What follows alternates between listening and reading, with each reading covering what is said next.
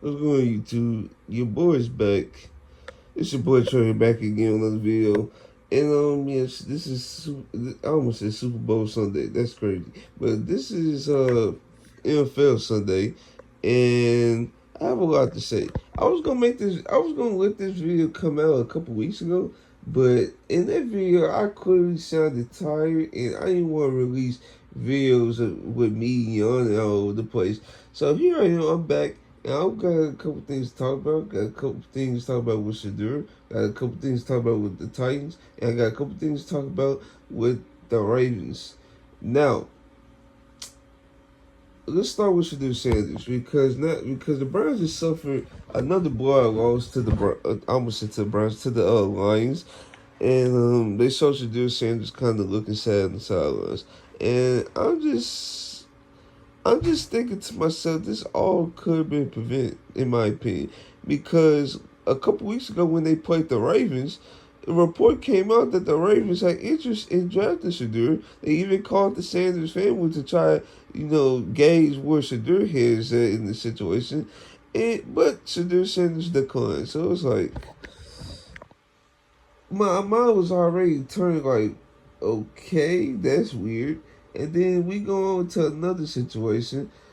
Deion Sanders went on the Kelsey Brothers podcast and gave a third team that was interested, and that was the Eagles. And I had to I'm not gonna lie, I had to take a step back from that one because like, bro, what are you doing?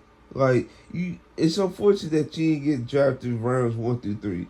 Unfortunate, but if teams of that caliber with quarterbacks of that caliber are trying to see if you can be a backup to their guy so you can develop up under them.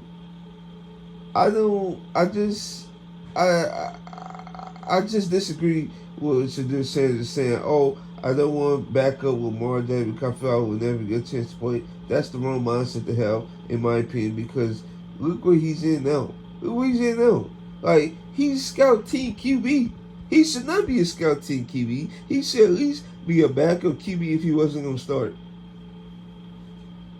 I just don't understand how was the Brown situation any good? Y'all already saw that they drafted Dylan Gabriel. Do you think they was gonna freaking not give him an opportunity quicker than Shedeur or something? I hope that they wasn't banking on that because that's crazy. Because in my opinion, I feel like if he was showing flashes and stuff in the preseason, right? I feel like a team like the Eagles or the Ravens could find him a suitable situation where he can start. But instead, now we will. I don't know when we're gonna have an opportunity to see Shedeur Sanders play in a regular season game because after Joe Flacco keeps flaming out, they'll give it to Dylan Gabriel. Now, depending on how he looks, he might either keep the job or lose to Shedeur. I don't know, but you can't really bank on that as a third string QB. If you can come in as a backup in the preseason, right? So maybe even start because I think the Ravens don't play their stars. So yeah, he could have started all those freaking preseason games, put some good film out there, and guess what? He probably would be on team starting. Never know. But instead, now he got watched from the sidelines every week while the Browns do absolutely, positively nothing on offense.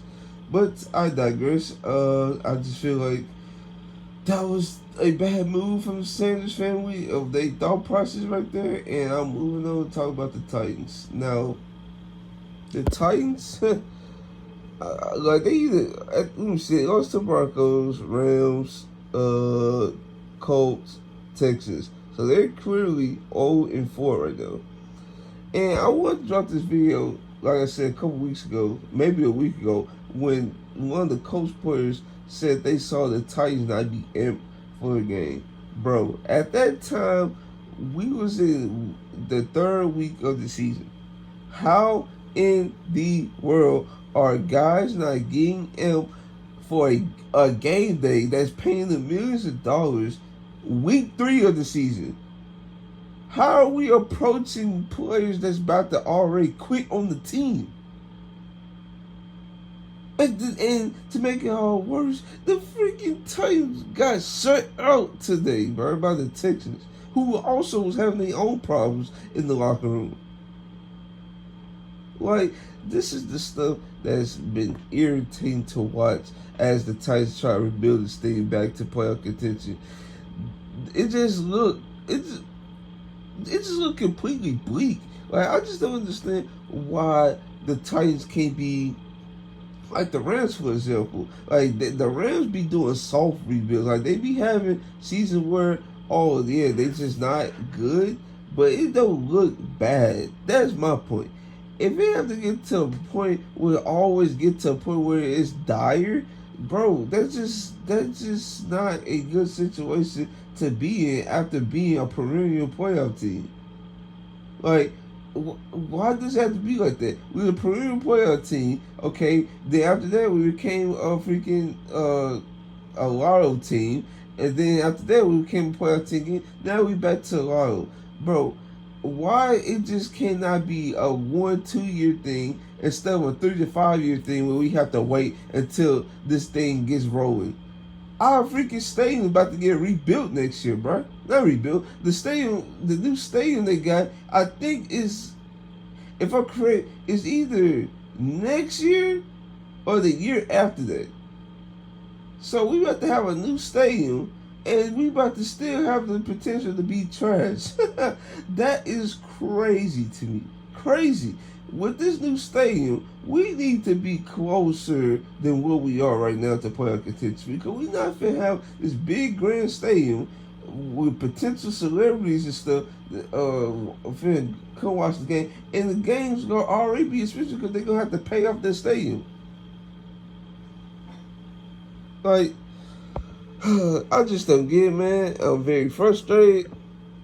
And yeah, things have to change, bro. Like, I just feel like Brian I have more to say once Brian Callahan is fired, though. Don't get me wrong, but yeah, man, I just have not been a fan, because if you wasn't if you have thought of firing him at the end of last season, you should just went ahead and do it. Now you brought in a young QB who's already showing you potential to be a top 12 QB in the future. Now you gonna have him be in a situation where he can have his second full coaching staff potentially in 2 years. That is malpractice, but I digress. Moving on, let's talk about the Ravens. As I currently make this video, they're getting smashed by the Chiefs, right? And the Chiefs also have their own problem, but that's due to folks not being there, right? The Ravens, on the other hand, it's like, who's missing? Like, like this not good.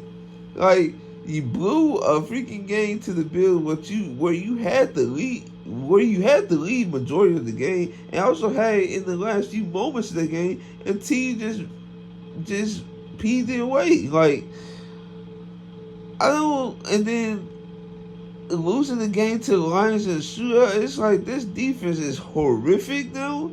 I don't see how can you fix it. That's why I always go back to say you have to always take advantage of the opportunities.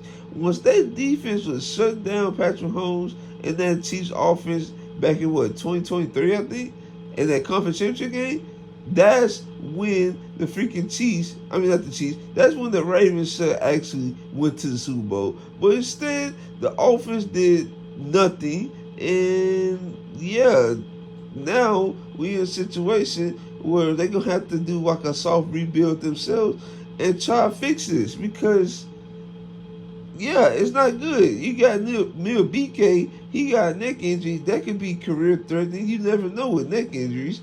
Jair Alexander, who they freaking acquired, he's been hurt and stuff. I'm not even sure if he played today. That's how much he's been trying to recover from injuries and stuff. Marlon Humphrey, clearly not the same player. Roquan Smith, he's probably not the same player either. Derrick Henry, he's been producing, but he's been fumble the ball a lot. That's not good. Um, yeah, man. Uh, and then Lamar Jackson in this game had multiple turnovers, and in the game prior he had no turnovers. So yeah, that's clearly a guy that's trying to make plays from a dire situation, but it just hasn't been working out for him. And yeah, man, it's not looking good for the Chiefs, bro. Well, the Chiefs. I mean, I keep saying the Chiefs. I meant the Ravens. It's not looking good for the Ravens, bro, because as of this moment, they looking at a team that's probably gonna go like 7-10 or 8-9, something like that. This team is not good unless they do like another mid-season turn like they did last season, and maybe we gonna see some changes. But other than that, I don't see how this situation can be fixed. It's not looking good, and yeah, that's all the topic I want to talk about for today's video. Hopefully, you guys like, comment, and subscribe. And this is your boy Trail Mo. So before I release this video, I also want to put this in here because this could be like a late part of the video. And I want to talk about the A.J. Brown Philadelphia situation. A.J. Brown is clearly frustrated that he's not getting the ball.